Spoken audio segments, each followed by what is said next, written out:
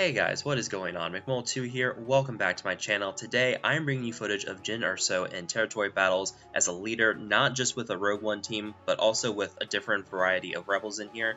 You're going to see there's footage of Zeta Han Solo, Commander Luke Skywalker, there's Hoth Rebel Soldier, there's a few different missions in here. We're going to talk about how she does with and without her Zeta. Her Zeta on her leadership is going to be pretty big for your rebel teams. It's going to make them a lot more durable and help them keep alive, especially in those later waves.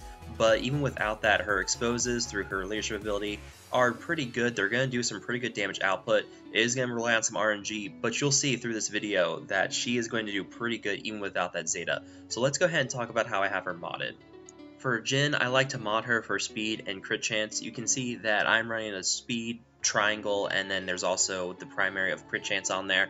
You do want to focus on some crit chance on her because of her unique. She gains 10% stacking potency every time she scores a critical hit, so making sure she can crit often is going to make sure she can stack up a lot of potency very quickly. She starts off with pretty much no potency at all, so getting some potency on the cross too is going to help with the beginning. That way she can at least land some debuffs, and then of course speed for everything else. You do want her going fast because that means she can use her truncheon strike more often. That's going to steal turn meter. Rebel counterattack is going to boost an ally's turn meter to 100%, and then press the attack can also give her advantage. So there's a lot of crit synergies here, plus that potency stacking up is really going to be nice for the truncheon strike, because if you don't have the potency needed, you're not going to be able to steal the turn meter, and that's not going to end well. Making sure she can steal that turn meter through the truncheon strike and also stealing it for herself is also going to be vital here. So making sure you can stack up some speed on her and then also focusing on crit chance is going to be what you really should focus on for territory battles. The reason why Jyn is such a valuable leader in territory battles is because of what she brings to your rebel allies. Her leadership ability is called Into the Fray, and it does have a Zeta upgrade, but without the Zeta, rebel allies have 35% additional potency, and any time that an enemy suffers a debuff during a rebel ally's turn, there's a 50% chance to also become exposed for 2 turns, and this exposed cannot be resisted. This is just without the Zeta. The Zeta will add in the 5% protection recovery whenever they gain a buff. So even without the Zeta, your rebel allies are going to be placing out a lot of debuffs. They're also going to be doing a lot of exposes, and those exposes cannot be resisted. Granted, there is a 50% chance to apply those exposes, so you are going to run into some RNG problems. I've seen many times where Cassian has used his EMP grenade. He puts out 5 or 6 debuffs, and there's only 1 or 2 exposes at most that get applied there. Sometimes there's not even any exposes, and that can really mess things up. So there is some RNG to this leadership ability, but once those exposes get applied, that means there's a lot of damage that's going to be applied to the target. The exposes will do 25% max health damage to the target enemy, and that's going to be a huge chunk of damage. A lot of your Rogue One characters don't do a lot of damage in the first place. Cassian can do some pretty good damage on his crippling shot. Chirrut can do some pretty good damage as well on his special move, but outside of those 2 abilities, there's not a lot of abilities in your Rogue One teams that are going to do a lot of damage. Of course, there's also Baze's AoE, Dispel, but outside of those 3 abilities, there's not a lot of huge damage abilities. So having these exposes is pretty good for your Rogue One team as well.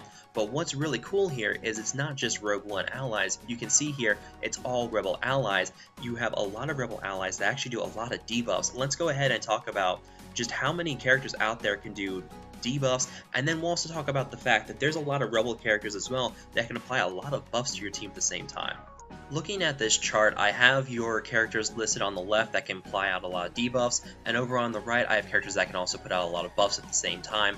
There's no real ranking here. I do have your characters that can do a lot of AoE buffs and debuffs at the top, or characters that can apply 2 or more buffs to one character at the same time. So you have characters like Rebel Scarif Pathfinder who can do an AoE offense down. Old Ben, good old Ben, he can do a lot of debuffs on the opposing team at once with his mind tricks.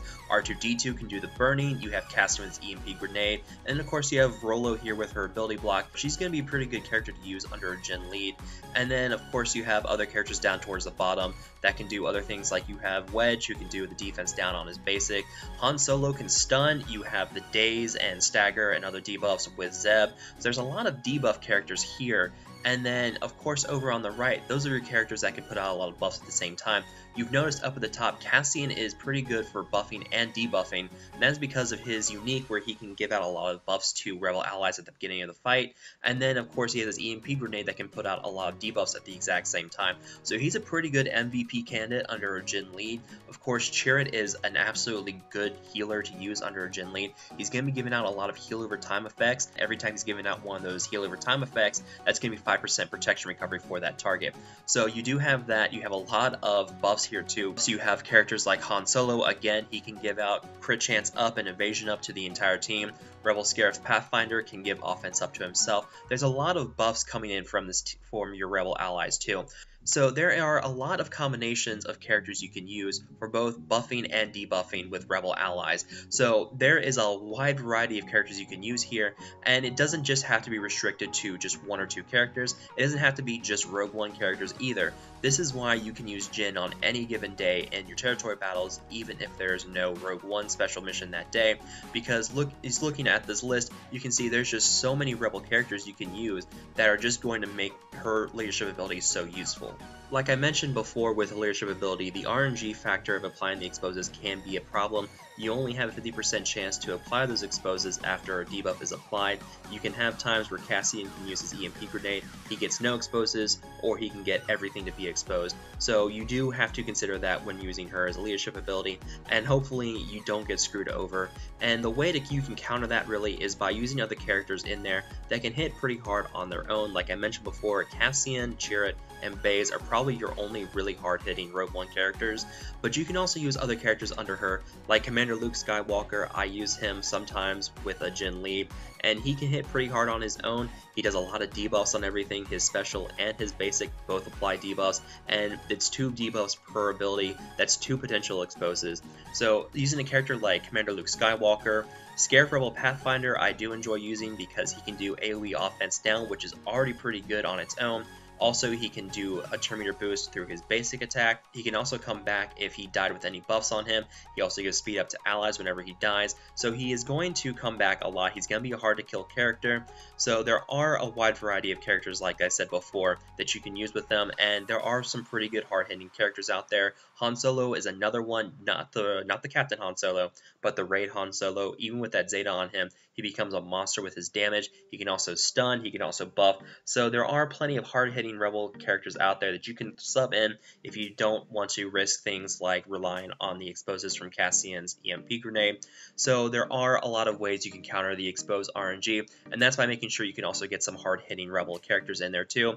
Biggs and Wedge could be a potential candidate for a combo you can use in there that could help spread out the defense down from Wedge's basic attack, as well as Biggs gains a bunch of buffs whenever he takes damage from Empire characters. And in case you haven't noticed already, Territory Battles features just Empire characters.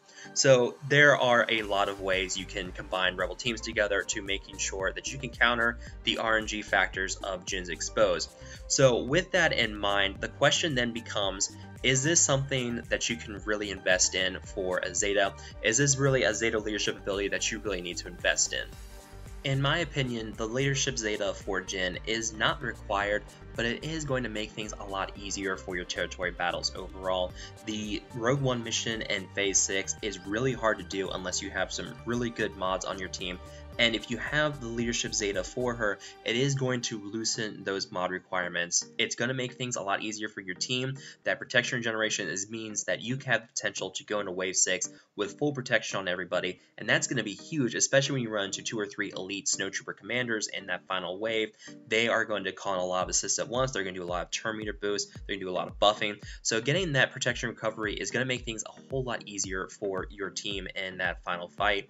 And that is why I think that this Zeta is recommended for territory battles, but it is by no means required. I have underestimated it before in my ranking video for the top Zetas for territory battles. I had her ranked at 5 or 6, and I do think that she probably should have been ranked a little higher now that I've actually seen it in action. It has made things a lot easier for my Rebel teams. It's made her a lot more viable for a lot of territory battles, and it means that I am now cruising through on that Rogue One mission without any problems. I cleared that final Rogue One mission without pretty much anything going wrong. I did lose Baze, but thanks to a Rebel counterattack, I was able to revive Baze, bring him back in, and he was able to use his AoE Dispel combined with the Rebel Barrage attack that really just kind of wiped out the opposing team in Wave 6. So the leadership Zeta is definitely something you should look at if you're really trying to max out your scores and making sure you get that final push on your combat mission points. So if you are looking for a Zeta to use and you have a pretty robust Rebel lineup which, let's face it, you should be having one anyways because of this territory battles. You are going to need a lot of rebel teams anyways. This is something you should definitely look at investing in. It is also a pretty good Zeta to use for something like Galactic War, or as I like to call it, Galactic Chore, because it is a Zeta that gives a lot of protection recovery, and protection recovery is a huge thing in Galactic War. Your teams are going to be recovering a lot of protection, especially with characters like CheerioFX there and Cassian. They do a lot of buffs and debuffs, so they are going to be pretty good characters to use under her. You are going to get a lot of protection recovery, and that means your team's going to survive all the way through to the end of the Galactic War. So I'd say that it's not just a good territory battle Zeta, it's also a good Galactic War Zeta, and it's a semi-decent Zeta to use in Arena as well. I haven't really tried it out there yet. I should be trying it out at some point. Maybe I will do it. Maybe I'll see if I can do a video on it and talk about it. But overall, this is focusing on territory battles really, and I do think this is the Zeta you should definitely invest in.